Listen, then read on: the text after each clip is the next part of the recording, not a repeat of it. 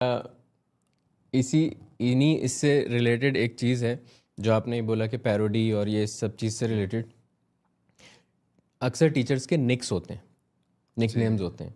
Sir आपको अपना निक पता है? नहीं, मेरा नहीं ख़्याल कि मेरा किसी ने रखा हो। कभी-कभार अक्षय कुमार कहते थे। यही मेरे ज़हन में था।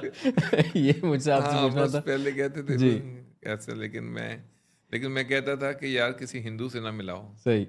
अगर कोई नाम रखना है तो मुसलमान से रख सही, लें। सही, हाँ। सही, सही। वैसे काफ़ी सारे टीचर्स के काफ़ी निक्स थे, लेकिन अक्सर ऐसा भी होता था कि बीइंग स्टूडेंट हमें उनका असली नाम याद नहीं रहता था, लेकिन हमें निक से याद रहता हाँ, था। लेकिन मैं समझता हूँ ये चलो अक्षय कुमार कहना तो एक हुँ, नाम है किसी शख्सियत के हवाले से। जी।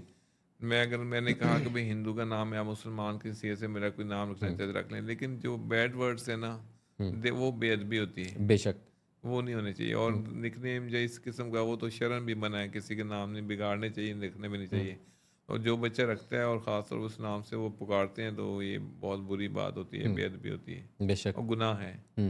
उस्ताद का नाम बिगाड़ना या किसी का नाम नाम बिगाड़ना गुनाह है।